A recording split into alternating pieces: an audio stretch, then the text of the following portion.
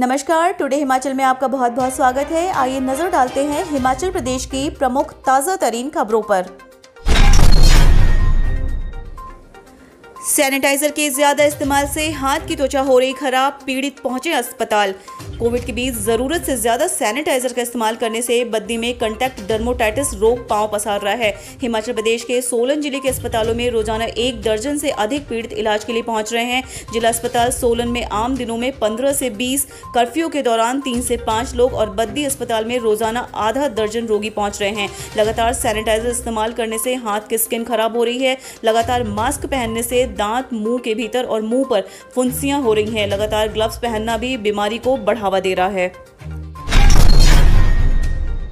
घर में लटका मिला 22 साल की गर्भवती महिला का शव, पिता ने ससुराल पक्ष पर लगाए गंभीर आरोप।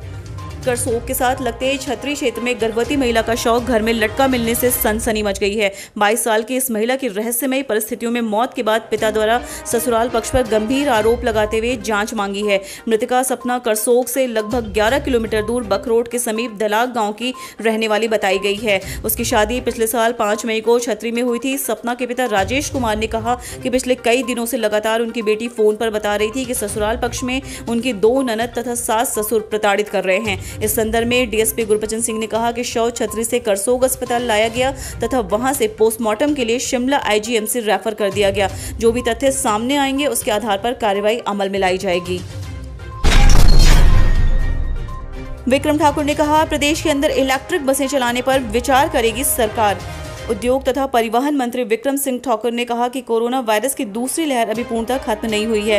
कोरोना के खिलाफ जंग को जीतने के लिए सरकार हर संभव प्रयास कर रही है। सोमवार को उन्होंने एक निजी चैनल को दिए गए साक्षात्कार में कहा कि हिमाचल प्रदेश के अंदर पॉजिटिव मरीजों की संख्या घटी है तथा मृत्यु दर में भी कमी आई है। यह दौर बड़े लंबे समय तक नहीं रहेगा। उन्होंने ट्रांसपोर्ट के संदर्भ में भी पूछे गए सवाल पर कहा कि कोरोना की दूसरी लहर के कारण हिमाचल प्रदेश के अंदर ट्रांसपोर्ट पूर्णतः बंद है। लोगों को यदि घरों के अंदर बंद रखना है तो ट्रांसपोर्ट को बंद करना आवश्यक है। ट्रांसपोर्ट बंद होने के कारण सरकार को घाटा जरूर है, लेकिन आम नागरिक की जान बचाना सरकार की प्राथमिकता है। जैसे ही हालात सामान्य होंगे, ट्रांसपोर्ट पटरी पर आएंगे। उन्होंने इंडस्ट्री में पूछे गए सवाल के जवाब में कहा कि इंडस्ट्री के अंदर कार्य सामान्य रूप से चल रहा है।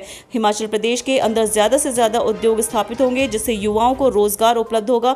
विकट परिस्थितियों में सरकार के अधिकारी और कर्मचारी सरकार के साथ चट्टान की तरह खड़े हैं। हालात सुधरते ही ट्रांसपोर्ट को शुरू करने पर बल दिया जाएगा। सीएनजी गाड़ियों की संख्या हिमाचल प्रदेश के अंदर ज्यादा नहीं है, जबकि इलेक्ट्रिक बसेस की इंट्रोडक्शन ट्रांसपोर्ट डिपार्टमेंट ने की थी। यदि समय रहा तो आने वाले दिनों में पूरे हिमाचल प्रदेश के अंदर चरणबद्ध तरीके से इलेक्ट्रिक बसें चलाने पर विचार किया जाएगा।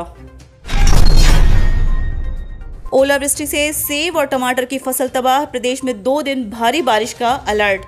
हिमाचल प्रदेश में येलो अलर्ट के बीच ऊपरी शिमला के कुछ भागों में भारी ओलावृष्टि से सेब की फसल तबाह हो गई है। वहीं कई भागों में टमाटर व फ्रांस बीन की फसल को भी व्यापक नुकसान हुआ है। इससे किसानों, बागवानों की चिंता बढ़ गई है। मौसम विज्ञान केंद्र शिमला ने प्रदेश के मैदानी और मध्यम ऊंचाई वाले भागों में 2 जून तक भारी बारिश का अलर्ट जारी किया है। ऊंचाई वाले क्षेत्रों में 6 जून तक बारिश व हल्की बर्फबारी का पूर्वानुमान है। वहीं मंगलवार को दोपहर को शिमला में झमाझम बारिश हुई।